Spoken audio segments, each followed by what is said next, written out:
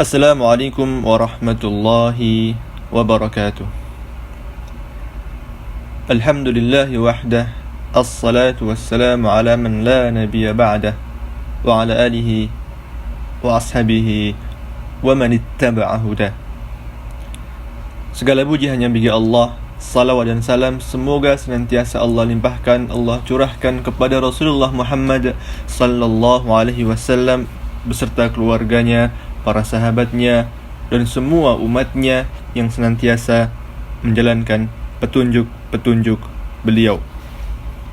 Teman-teman pengurus dan anggota PCIMM Purworejo, InsyaAllah kita pada kesempatan kali ini akan sama-sama belajar mengenai matematika cinta Allah. Ini tema yang panitia minta kepada kami.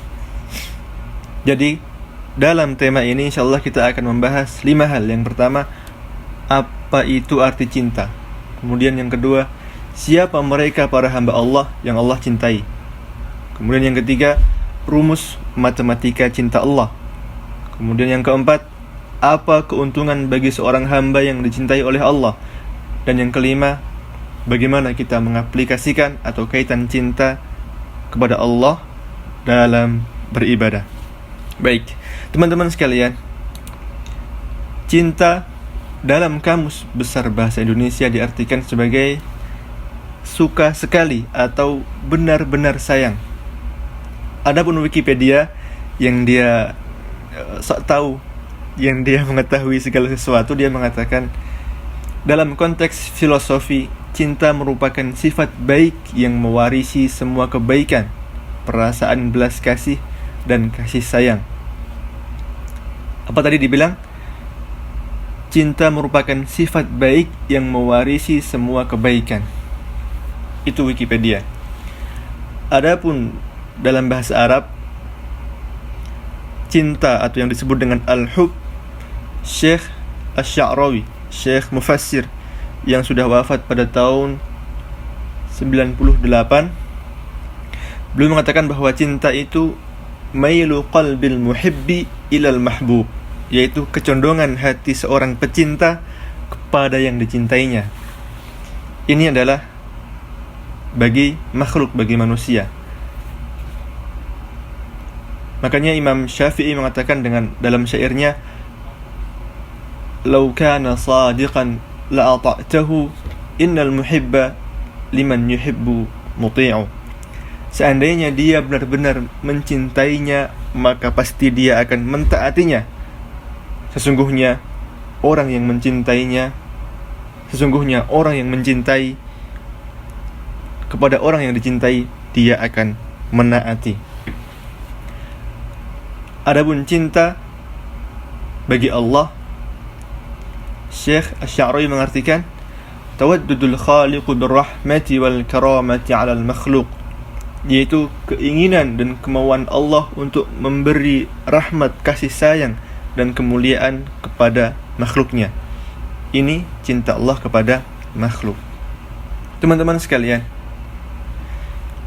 itulah cinta. Jadi cinta bisa kita ambil secara garis besar adalah kecondongan hati kita kepada hal yang kita cintai. Kemudian yang kedua, kita masuk kepada siapa mereka para hamba yang Allah cintai. Para hamba yang Allah cintai ini Allah telah sebutkan dalam Al-Quran di banyak ayat. Yang pertama adalah orang-orang yang Allah cintai adalah mereka orang-orang yang melakukan kebaikan, mereka para pelaku kebaikan. Allah menyebutkan dalam ayatnya, dalam Al-Quran, ada sebanyak 5 kali yang endingnya berakhir innallaha yuhibbul muhsinin atau wallahu yuhibbul muhsinin, yang artinya sesungguhnya Allah itu mencintai orang-orang yang senantiasa berbuat baik, mencintai pelaku kebaikan. Nah, termasuk muhsinin di sini atau orang yang berbuat baik adalah setiap mukmin yang bekerja, yang melakukan pekerjaan atau melakukan sesuatu.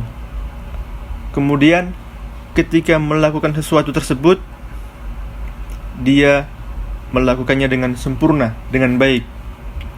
Misal, orang punya proyek, punya pekerjaan, punya tugas, punya skripsi, punya makalah, punya penelitian, dan dia melakukan dengan teliti, dengan cermat, dengan baik, dengan sempurna, maka Allah akan mencintainya.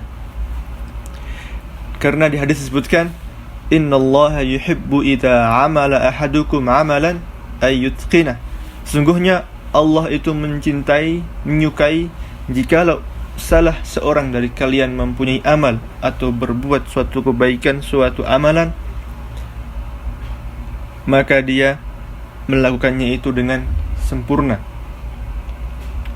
Atau Allah mencintai supaya dia itu melakukannya dengan sempurna. Meskipun secara sanad hadis tadi lemah, tetapi secara makna hadis tadi tidak bertentangan dengan ayat yang tadi kita sebutkan di atas, yaitu Wallahu yuhibbul muhsinin, innallaha yuhibbul muhsinin, bahwa Allah itu mencintai orang-orang yang berbuat baik, pelaku kebaikan. Dan Syekh Asy-Sya'rawi yang tadi telah kita sebutkan, yaitu beliau yang menafsirkan kata hub, menjelaskan bahwa setiap hal baik atau setiap pekerjaan baik pasti semua kembali kepada Allah. Misal kita melihat hal baik atau melihat hasil kerja orang dan hasilnya sangat baik, maka pasti kita akan mengatakan Masya Allah, kita kagum. Jadi seakan-akan fitrah ini sudah mengatakan bahwa setiap hal bagus, hal baik, hal indah, semua itu milik Allah, semua itu wajib dinisbatkan kepada Allah, semua akan kembali kepada Allah. Hal baik itu, baik Allah sendiri yang menciptakan hal baik atau hal indah itu, atau Allah yang menciptakan pencipta hal indah tersebut. Contoh hal baik, hal indah yang Allah ciptakan sendiri seperti bunga-bunga, taman-taman, pemandangan indah, itu Allah sendiri yang menciptakan. Adapun hal indah, hal baik yang Allah ciptakan penciptanya adalah seperti kesempurnaan teknologi. Allah tidak menciptakan teknologi, tetapi Allah menciptakan manusia yang bisa menghasilkan teknologi dan sebagainya. Itu yang pertama, bahwa Allah mencintai orang-orang yang berbuat baik. Yang kedua adalah Allah menyukai orang-orang yang bertakwa. Allah berfirman, innallaha yuhibbul muttaqin, sebanyak 3 kali dalam Al-Quran, bahwasanya Allah mencintai, menyukai orang-orang yang bertakwa. Apa itu takwa? Takwa menurut Khalifah Umar, Amirul Mukminin Umar, beliau mengatakan, at-taqwa an taj'ala bainaka wa baina 'adabillahi biqayatan bimtisali awamirihi wa ijtinabi nawahihi. Takwa adalah engkau membuat perlindungan antara dirimu dan siksaan Allah dengan menjalankan semua perintahnya dan menjauhi semua larangannya. Maka ketika ada seorang yang melakukan semua yang Allah perintahkan dan menjauhi semua yang Allah larang, maka Allah akan mencintainya karena dia orang yang bertakwa. Yang ketiga Allah mencintai, menyukai orang yang sabar. Allah berfirman, innallaha yuhibbus sabirin. Allah menyukai orang-orang yang sabar. Yang keempat, Allah mencintai orang yang senantiasa bertaubat dan bersuci dan menjaga kebersihan diri. Allah berfirman, wallahu yuhibbut tawwabin wa yuhibbul mutatahhirin. Allah itu mencintai orang-orang yang senantiasa bertaubat dan senantiasa mensucikan diri. Dan masih banyak lagi ayat yang menjelaskan bahwa banyak di antara hamba-hamba Allah ini yang Allah cintai, atau beberapa hal yang menjadikan ketika hal itu dilakukan oleh seorang hamba, maka sang hamba akan dicintai oleh Allah. Seperti misal di surah Saf, Allah berfirman, "Innallaha yuhibbul ladzina yuqataluna fi sabilihi saffan ka'annahum bunyanun marsus." Sungguhnya Allah mencintai seorang hambanya yang mukmin, yang apabila mereka berjuang, berperang, berjihad di jalannya melawan kaum kufar, mereka itu berbaris rapi, bersatu, seperti bangunan yang kokoh, bangunan yang kuat. Dan masih banyak lagi yang lain, ayat-ayat yang menjelaskan bagaimana Allah mencintai seorang hamba. Tetapi inti dari kecintaan Allah kepada seorang hamba itu kembali kepada satu kunci, kembali kepada satu rumus. Dan ini adalah rumus matematika cinta Allah, yaitu yang tersebut dalam surah Ali Imran ayat 31. Allah berfirman, "Qul in kuntum tuhibbunallaha fattabi'uni yuhibbukumullahu wa yaghfir lakum dzunubakum wallahu ghafurur rahim." Katakanlah wahai Muhammad kepada umatmu, kepada pengikut-pengikutmu, bahwa jikalau kalian benar-benar mencintai Allah, maka ikutilah aku, maka Allah akan mencintai kalian dan akan mengampuni dosa-dosa kalian, dan sesungguhnya Allah Maha Pengampun lagi Maha Penyayang. Jadi teman-teman, rumus matematika cinta Allah adalah kita mengikuti petunjuk-petunjuk Rasulullah Sallallahu Alaihi Wasallam. Itu kuncinya, rumusnya. Dan hasilnya apa? Hasilnya adalah Allah akan mencintai kita dan Allah akan mengampuni dosa-dosa kita. Itu tadi yang tersebut di ayat tadi. Kemudian kita masuk yang keempat. Apa sih keuntungan bagi seorang hamba yang Allah cintai? Yang pertama adalah ketika seorang hamba dicintai oleh Allah, maka penduduk langit dan bumi akan mencintainya dan dia akan diterima di bumi. Kalau dia menjadi penyeru kebaikan akan diterima seruannya. Dia menjadi pengajar, banyak yang suka karena akhlaknya bagus, orangnya baik, dan sebagainya. Di hadis yang sahih disebutkan bahwasanya Rasulullah bersabda, "Innallaha idza ahabba 'abdan nada Jibril, inni uhibbu fulan, fa'ahibbah. Thumma yunadi Jibril fi ahli as-sama' anna Allah yuhibbu fulanan fa'ahibbuh. Thumma tuda'u lahu al-mahabbah fil ard." Apa artinya? Sesungguhnya jikalau Allah mencintai seorang hamba, maka dia akan memanggil Jibril dan akan memberitahu kepadanya, "Wahai Jibril, sesungguhnya saya mencintai fulan ini, maka cintailah dia." Nah, kemudian Jibril akan memanggil seluruh penduduk langit.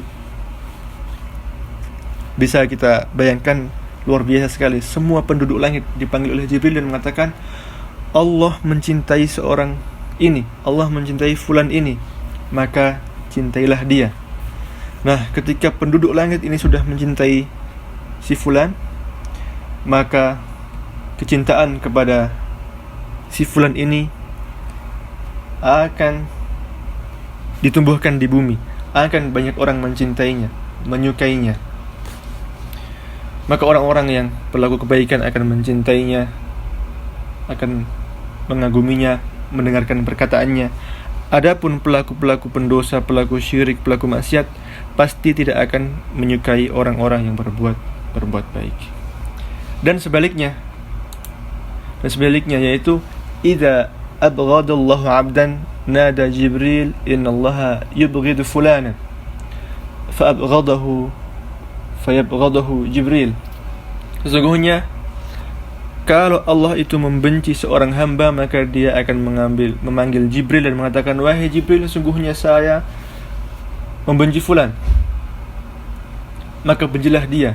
Maka kemudian Jibril membencinya, tidak menyukainya. ثم ينادي في أهل السماء إن الله يبغض فلانا فأبغضوه ثم توضع له البغضاء في الأرض. Maka Jibril akan memanggil seluruh penduduk langit dan mengatakan, wahai penduduk langit, Allah membenci fulan ini, maka bencilah dia. Maka kebencian kepadanya akan muncul di bumi, akan ditampakkan di bumi. Teman-teman sekalian, maka cinta Allah, mendapatkan cinta Allah adalah tujuan yang sangat mulia. Karena ketika Allah mencintai seorang hamba, maka penduduk langit dan bumi akan menerimanya, akan mencintainya, akan suka membantunya dan sebagainya. Kemudian Allah akan menjaganya, memberi petunjuk kepadanya, mengampuni dosanya. Maka mari kita sebagai seorang muslim, seorang mukmin, betul-betul mengikuti petunjuk Rasulullah sallallahu alaihi wasallam, dan semoga kita mendapat cinta dari Allah karena kita mempunyai kuncinya, yaitu kuncinya kita mengikuti petunjuk Rasulullah Muhammad sallallahu alaihi wasallam. Mungkin teman-teman ada yang bertanya, ada enggak kunci tambahan? Kunci tambahan supaya Allah mencintai kita ada, yaitu sebagaimana tadi disebutkan bahwasanya Allah mencintai orang yang sabar, orang yang bertakwa, berbuat baik. Maka ini kunci tambahan. Ketika kita ingin dicintai oleh Allah, maka kita berusaha menjadi orang-orang yang baik, orang-orang yang sabar, orang-orang yang selalu bertaubat, membersihkan diri. Nah, tetapi ternyata kalau kita perhatikan lagi, ternyata semua hal tadi, bersabar, bertawakal, selalu bertaubat, mohon ampun, semua itu tadi masuk dalam ayat Qul in kuntum tuhibbunallaha fattabi'uni yuhibbukumullahu wa yaghfir lakum dzunubakum wallahu ghafurur rahim. Jikalau kalian benar-benar mencintai Allah, maka ikutilah saya. Itu kata Rasulullah. Maka Allah akan mencintai kalian dan akan mengampuni dosa-dosa kalian, karena Allah Maha Pengampun lagi Maha Penyayang. Ternyata orang bersabar, orang bertawakal, orang berbuat baik, itu semua sudah Rasulullah contohkan. Jadi itu masuk ke kunci pamungkas, yaitu kunci pamungkas matematika cinta Allah adalah kita mengikuti semua petunjuk Rasulullah sallallahu alaihi wasallam. Jadi yang putri menutup aurat dengan baik, menjaga pergaulan, tidak sembarangan, tidak urakan. Yang putra menutup aurat, menjalankan semua perintahnya, mendirikan sholat, berbakti kepada orang tua, berkata-kata dengan yang baik, tidak berkata kotor. Lebih baik diam daripada berkata kotor. Meskipun juga yang putri, begitu juga yang putri, menjaga akhlak adab, baik di dunia nyata maupun di dunia maya. Jadi perempuan itu mulia atau baik ketika dia bisa menjaga rasa malu, dia bisa menjaga dirinya. Itu yang membuat dia menjadi terhormat, menjadi mulia. Bukan urakan seperti sebagian perempuan, sebagian kecil zaman ini ada yang urakan. Misal, kalau kita temukan di medsos, dia kadang komentar semaunya, memalukan sekali, tidak mencerminkan kaum muslimat. Seperti ada yang komentar di akunnya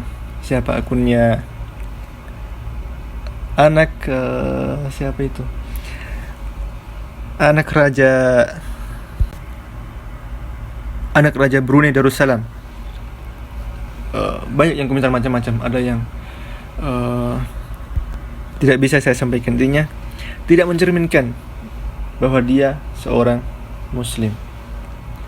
Maka baiknya seorang muslim itu harusnya dia menjaga sikap, menjaga perkataan, menjaga pandangan, menjaga akhlak dan sebagainya. Karena Rasulullah Muhammad sallallahu alaihi wasallam diutus selain untuk membersihkan tauhid, membersihkan kesyirikan, beliau juga untuk menyempurnakan akhlak umat manusia. Maka parah sekali kalau umat Rasulullah sudah tidak mulai berakhlak. Kemudian berikutnya kita masuk ke kedua, yaitu ketika Allah mencintai kita, insya Allah, maka Allah akan mengabulkan doa-doa kita. Tetapi ingat, dalam pengabulan doa ini ada catatan bahwa tidak semua doa dikabulkan dalam bentuk yang kita minta. Dalam hadis sahih disebutkan bahwa pengabulan doa oleh Allah itu ada 3 cara. Yaitu pertama, dikabulkan seperti yang kita minta, atau yang kedua, dikabulkan dalam bentuk Allah menyelamatkan kita dari mara bahaya karena kita berdoa kepadanya, atau yang ketiga, Allah akan simpan doa kita itu menjadi saldo dan nanti akan diberikan di akhirat. Nah, itu tiga cara Allah mengabulkan doa kita. Mungkin ada teman-teman yang bertanya, kok bisa begitu? Iya, karena Allah memberi kepada kita itu yang terbaik menurut Allah, bukan yang terbaik menurut kita. Boleh jadi kita memandang ini baik, tetapi bagi Allah itu tidak baik. Atau boleh jadi kita memandang, oh ini tidak baik, maka saya akan meminta begini begitu. Tetapi sebaliknya, boleh jadi bagi Allah itu baik. Kenapa? Karena pandangan kita, pikiran kita, semua terbatas. Adapun Allah Maha mengetahui sesuatu. Allah Maha kuasa. Allah kuasa untuk menciptakan sesuatu, dan Allah Maha mengetahui apa yang di bumi, di langit, dan hal-hal yang gaib. Teman-teman sekalian, sekarang kita masuk yang kelima, yang terakhir. Saya nggak panjang-panjang karena memang kemarin Mas panitianya mengatakan kalau tidak perlu panjang-panjang karena cuman suara 15-20 menit sudah cukup. Maka yang terakhir adalah yang kelima, yaitu aplikasi cinta kita kepada Allah Subhanahu wa taala dalam beribadah. Bagaimana kita mengaplikasikan cinta kita dalam beribadah? Dalam perjalanan ibadah kita kepada Allah Subhanahu wa taala, yaitu harus ada 3 unsur, yaitu cinta, rasa takut, dan rasa harap. Jadi ketika kita beribadah kepada Allah, harus ada 3 unsur tadi: cinta, rasa takut, dan rasa harap. Sebagaimana ulama menggambarkan bahwa rasa takut dan rasa harap itu seperti 2 sayap burung, dan cinta adalah kepalanya. Jadi ketika kita beribadah kepada Allah, harus seimbang antara 3 hal tersebut. Jangan terlalu banyak berharap, seperti berharap Allah akan mengampuni dosa kita dan sebagainya. Nanti kita terjatuh ke terlalu menyepelekan dan akan berani berbuat dosa. Jangan juga terlalu takut, nanti kita akan jatuh ke putus asa. Nah, sebagian ulama menasihati kita untuk seimbang, dan bentuk keseimbangan itu adalah kita memperbanyak berharap di kondisi tertentu, dan memperbanyak cemas atau takut di kondisi tertentu. Misal kita habis berbuat dosa, habis bermaksiat, maka di kondisi ini kita memperbanyak cemas, takut dihukum oleh Allah, takut belum diampuni dosanya, kemudian kita sudah meninggal. Dan sebaliknya, ketika kita habis beramal salih, kita memperbanyak rasa harap semoga Allah menerima ibadah kita, amal kita, semoga Allah membalas kita nanti di akhirat dengan balasan yang baik. Ibnul Qayyim mengatakan, as-salafu istahabbu an yuqawwiya fi as-sihhati janah al-khawfi ala janah ar-raja. Para salaf, para orang-orang soleh terdahulu, mereka menyukai untuk menguatkan atau memperbanyak sisi rasa takut ketika dalam keadaan sehat, daripada rasa harap. Jadi ketika kita sehat, mereka menganjurkan kita untuk memperbanyak rasa takut. Adapun selanjutnya beliau mengatakan wa 'indal khuruji minad dunya yuqawwi janah ar-raja'i 'ala janahil khauf. Hadhihi tariqatu Abi Sulaiman wa ghairuh. Adapun ketika kita sudah mau meninggal atau sudah mendekati sakaratul maut atau sudah tua begitu, maka kita memperbanyak harap kepada Allah, semoga Allah mengampuni dosa kita, menerima semua amal-amal kita. Begitu, kita memperbanyak harap kita kepada Allah dibanding rasa takutnya. Hadhihi tariqatu Abi Sulaiman wa ghairuh. Ini adalah metode, cara Abi Sulaiman, yaitu Abu Sulaiman dan orang-orang saleh lainnya. Teman-teman sekalian, dan terakhir teman-teman sekalian, sekali lagi, bahwa ketika kita mengikuti semua tuntunan Rasulullah Muhammad sallallahu alaihi wasallam, maka kita di situ telah menunjukkan cinta kita kepada Allah. Dan semoga setelah kita menunjukkan cinta kita kepada Allah dan mengikuti tuntunan Rasulullah, menjalankan semua perintah Allah, menjauhi semua larangannya, maka Allah akan mencintai kita. Dan itulah matematika cinta Allah. Ketika kita taat, Allah akan mencintai kita, Allah akan melindungi kita, membersamai kita, dan seterusnya. Teman-teman sekalian, demikian sedikit yang dapat kami sampaikan mengenai matematika cinta Allah. Semoga yang sedikit ini mampu mengembalikan lagi semangat kita untuk beribadah kepada Allah SWT, untuk berbuat taat, untuk melakukan ketaatan, bahwa cinta Allah itu benar-benar ada, bahwa cinta Allah itu ada untuk hambanya yang berbuat amal kebaikan. Dan penduduk langit, bayangkan penduduk langit yang tidak pernah berdosa, para malaikat akan mencintai seorang hamba. Allah akan mencintainya. Maka bayangkan ketika Allah mencintai seorang hamba, yang diminta permintaannya insya Allah akan dikabulkan, atau akan diberi yang lebih terbaik, yang lebih baik lagi. Demikian, mohon maaf atas banyak salah dan kekurangan, itu datangnya dari kami. Adapun semua kebenaran itu datangnya dari Allah Subhanahu wa taala. Subhanakallahumma wa bihamdika asyhadu an la ilaha illa anta astaghfiruka wa atubu ilaik. Wa sallallahu ala nabiyyina Muhammadin walhamdulillahirabbil alamin. Assalamualaikum warahmatullahi wabarakatuh.